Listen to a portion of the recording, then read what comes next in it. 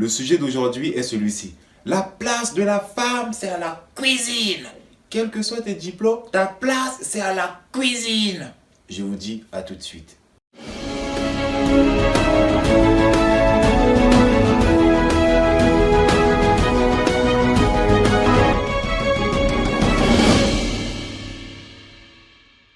Salut à tous, j'espère que vous allez merveilleusement bien, tout comme moi, ça ne change pas. Qui plus est, je me sens toujours aussi parfaitement divin. D'ailleurs, vous devriez dire la même chose. Mes amis, le pasteur qui a lâché la bombe en disant que la place de la femme, c'est à la cuisine, n'est pas le seul à penser comme ça. Il a parlé de la part des millions d'hommes et de millions de femmes qui pensent de la même façon. Il suffit juste de voir la réaction des frères dans l'église lorsqu'il a dit « La place de la femme, c'est à la cuisine. » Amen, amen, pasteur. Et si vous étiez un peu plus attentif, vous allez remarquer qu'il y avait aussi des femmes qui affirmaient cela. « La place de la femme, c'est à la cuisine. Amen, pasteur, amen, amen. » Eh ben, je ne suis pas là pour juger qui que ce soit, d'accord? Cette vidéo n'a pas pour but de juger qui que ce soit. Au fait, si j'ai décidé de faire cette vidéo, c'est parce que, d'une, je ne suis pas du même avis.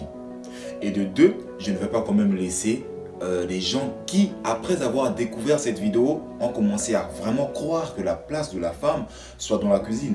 Je vais vous donner mes arguments, mais pour mieux les comprendre, je vous propose d'effectuer un voyage. Nous allons faire un voyage ensemble, au fait. Dans un premier temps, nous allons survoler le monde métaphysique pour ensuite atterrir dans le monde physique. Donc si vous êtes prêts, laissez-moi un pouce bleu comme d'habitude. Et c'est parti. Monte, allez. Assis. Assis.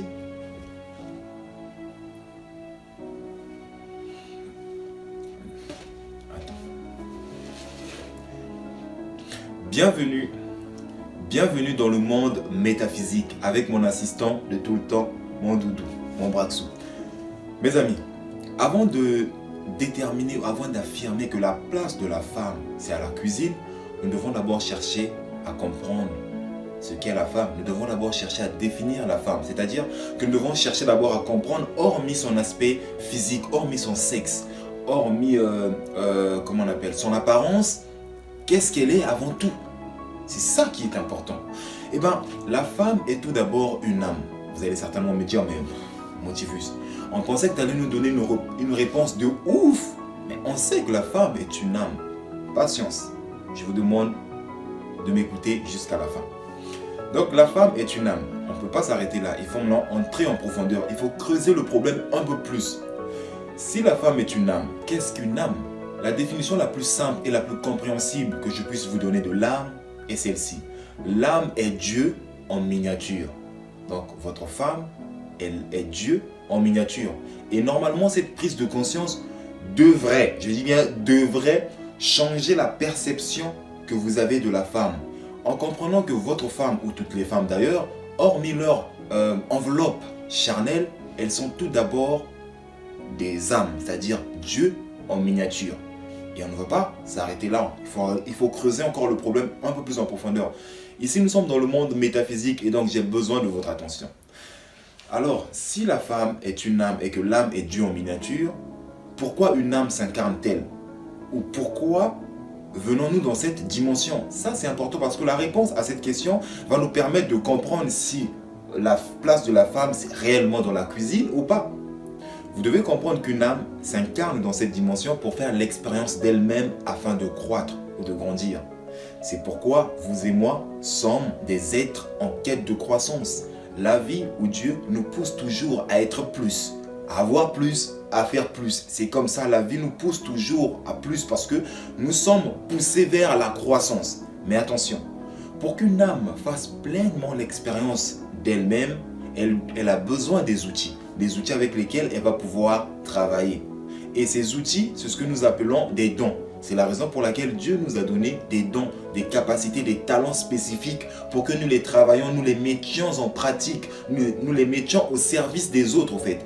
Les dons que tu as te sont donnés par Dieu pour que tu les mettes au service des autres, du monde ou du tout. C'est ça que vous devez comprendre. Et un autre point très important à comprendre, c'est ceci. Lorsqu'une âme, durant son séjour ici-bas, a l'impression de ne pas réaliser, de ne pas accomplir la mission pour laquelle elle a été envoyée, elle se sent frustrée. Elle devient frustrée. Donc voilà mes amis, les informations très importantes à retenir et à savoir en ce qui concerne le monde métaphysique. Maintenant nous allons atterrir dans le monde physique. Attachez vos ceintures.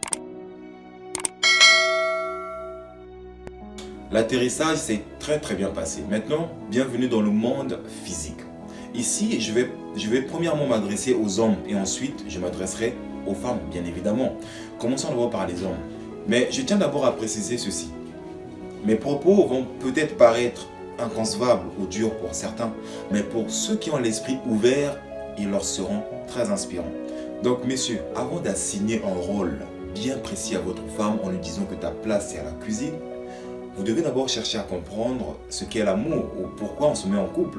Pourquoi on se met en couple? Pourquoi on se met en couple? C'est quoi lorsqu'on dit je t'aime? Ça veut dire quoi?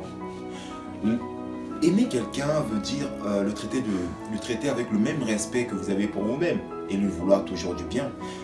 Entrer dans la vie de quelqu'un, c'est s'offrir en cadeau pour cette personne. Par contre, lorsque vous dites à votre femme, votre partenaire, votre compagne, votre conjointe, votre copine, que maintenant que nous sommes officieusement ou officiellement en couple, ta place c'est à la cuisine, et ce, sans même tenir compte de ses autres facultés.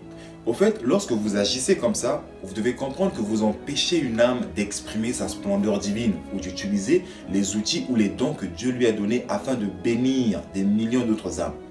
Si votre femme vous dit que oh, chérie, je suis passionné par tel domaine, par telle chose, je sens en moi le désir de commencer à travailler dessus, j'ai un projet, je veux vraiment me mettre dessus. Et vous, en écoutant cela, vous dites non. Quels que soient tes diplômes, quelles que soient tes facultés, quels que soient tes dons, ta place, c'est à la cuisine. Eh bien, écoutez-moi, lorsqu'on empêche l'expression des dons divins d'une âme, on porte sur soi de très lourdes responsabilités. Je répète, lorsqu'on empêche l'expression naturelle des dons divins d'une âme, on porte sur soi de très lourdes responsabilités. Et en général, de tels hommes tombent toujours sur des femmes soumises dans le sens où elles sont dominées, contrôlées psychologiquement par leur partenaire. Elles ne savent pas dire non.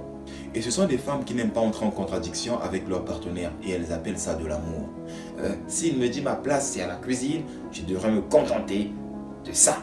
Point barre. Je ne peux pas faire autre chose. Je fais tout ce que mon mari ou mon partenaire, mon conjoint, mon compagnon me dit. Attention, je ne suis pas là pour créer de la zizanie dans vos couples, d'accord?